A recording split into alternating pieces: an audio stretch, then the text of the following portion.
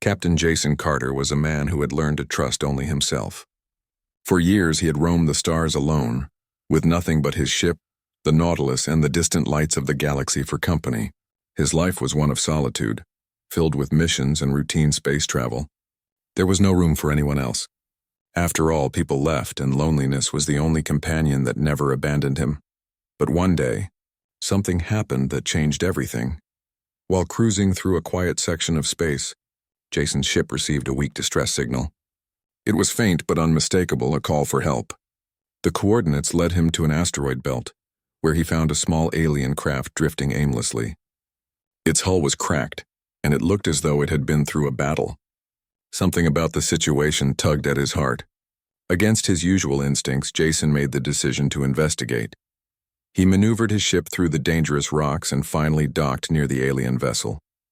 The air was thick with silence. He stepped outside the Nautilus, equipped with his spacesuit, and approached the broken craft. The ship was abandoned, or so he thought. But as he peered inside, he saw two figures, a mother and her young daughter, both weak and barely conscious. Jason acted quickly. He couldn't just leave them there to die. He opened the hatch and carried the two aboard his ship. They were light, frail. Their skin was unlike anything he'd seen before, smooth and silvery with subtle markings that seemed to shimmer in the low light. But it wasn't their appearance that struck him most. It was the desperate way they clung to life.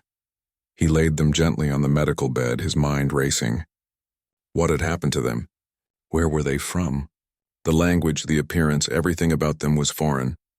But the look in their eyes, the fear and uncertainty, was something Jason understood all too well. He set to work, using his limited supplies to treat their injuries. They were dehydrated and malnourished, but they weren't beyond help. Hours passed before the mother, whose name was Lyra, stirred. She looked around the medical bay with confusion before her eyes settled on Jason. The language she spoke was foreign, her voice soft and melodic, but Jason could tell she was frightened. "It's okay," he said, though he wasn't sure if she understood. "You're safe now." The young girl, who couldn't have been more than 6 or 7 by Earth standards, remained silent, her big eyes wide with wonder as she stared at Jason. Her name, he later learned, was Sarah. Jason fed them both, giving them simple meals and water. He didn't know if their bodies could even process human food, but it was all he had. To his relief, they accepted it gratefully. Lyra, although weak, managed a small, exhausted smile as she ate. Sarah, though still wary, ate every bite, her gaze never leaving Jason's face. As the days passed, Jason learned more about them. Their ship, they explained through broken words and gestures, had been attacked by space marauders. Lyra and Sarah had barely escaped with their lives. They were from a distant planet, far beyond the reaches of Earth's space exploration.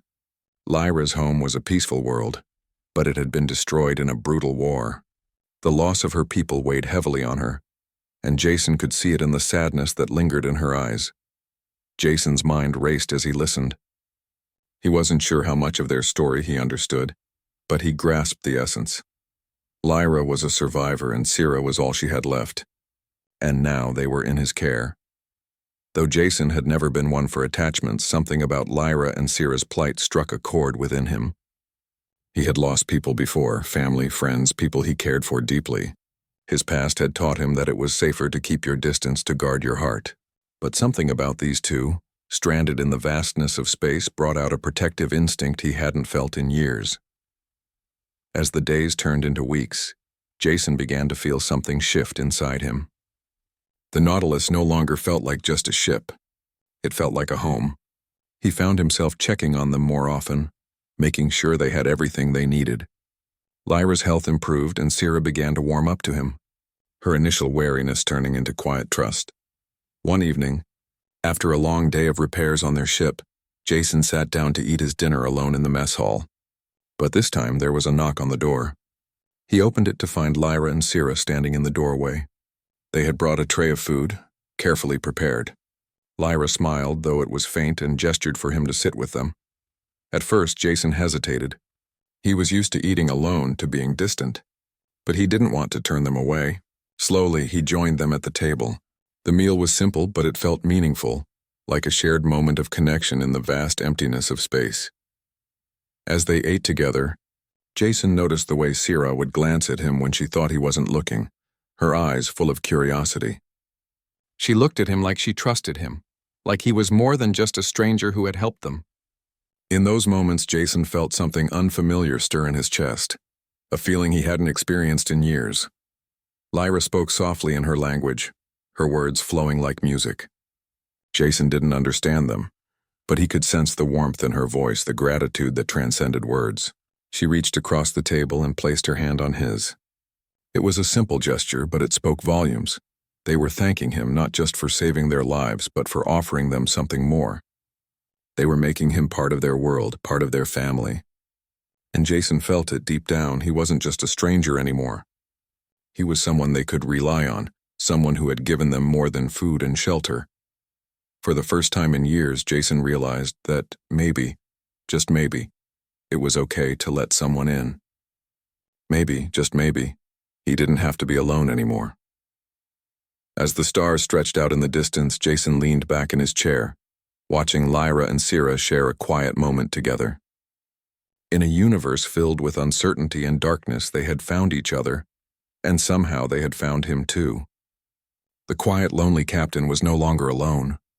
He had family now, an alien mother and daughter who had turned a simple meal into a bond that would last a lifetime.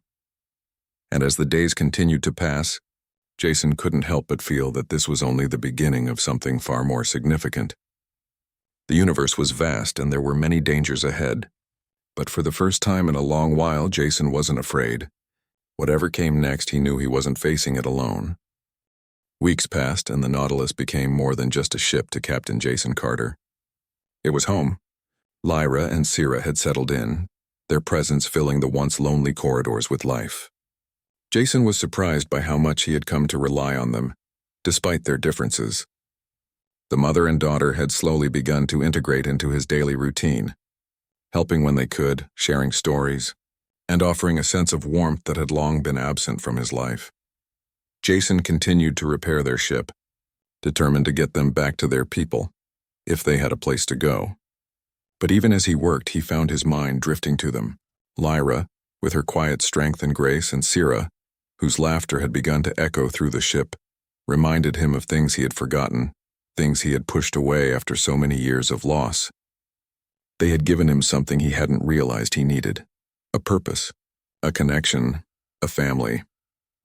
One evening, as Jason sat at the console, analyzing a navigation chart, Sira ran into the room, her small feet pattering against the floor. She smiled up at him, her eyes shining with excitement.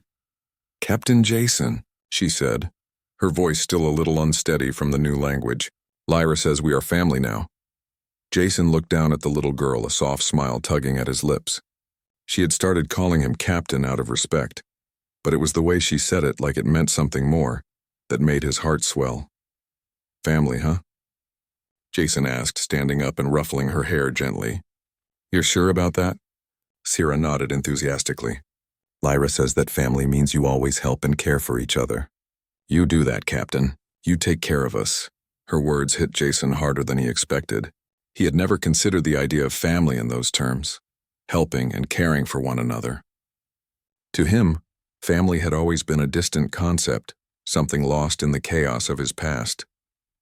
But now, here was this alien mother and daughter, offering him the very thing he had shut out for so long. Jason's thoughts were interrupted by Lyra's soft voice, calling him from the doorway. "Jason, may we speak?"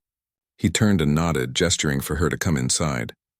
Lyra entered the room slowly, her movements still graceful despite the pain of her past. She had been healing physically, but there was a quiet sadness in her eyes that Jason couldn't ignore. "What is it, Lyra?" he asked, noticing how her gaze lingered on Sira for a moment before returning to him. Lyra hesitated before speaking, and when she did, her voice was soft, almost hesitant.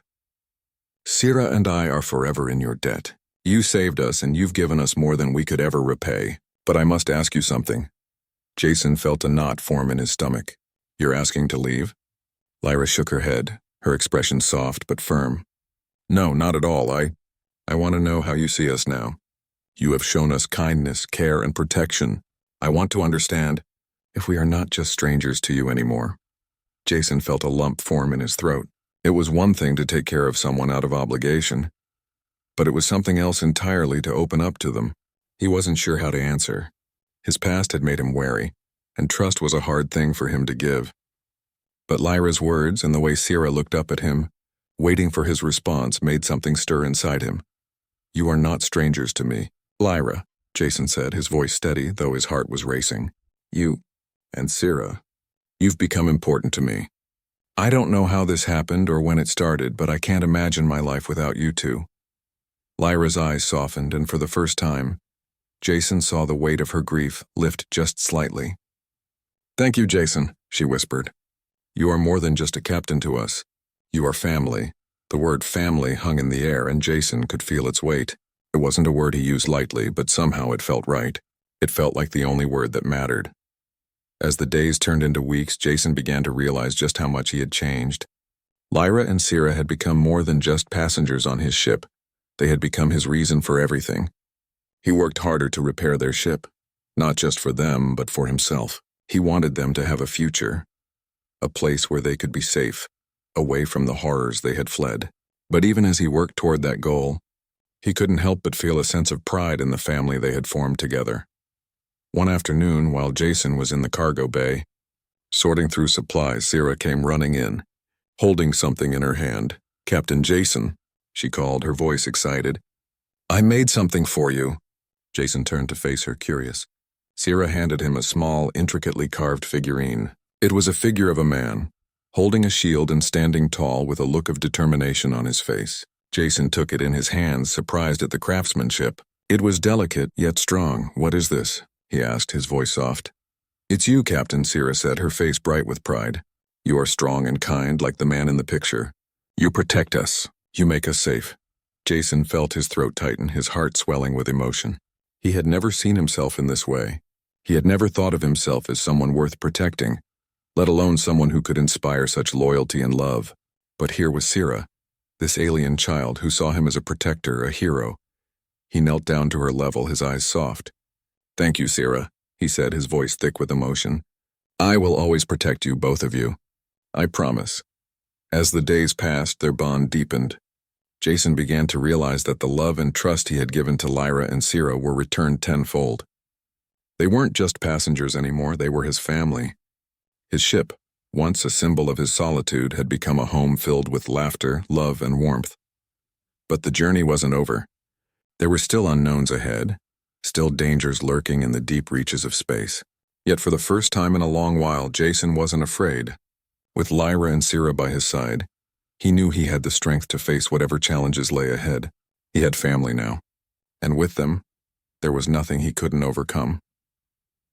As the stars streaked by outside the Nautilus, Jason smiled to himself. This was the beginning of something new, something beautiful. And for the first time in a long time, he felt truly alive.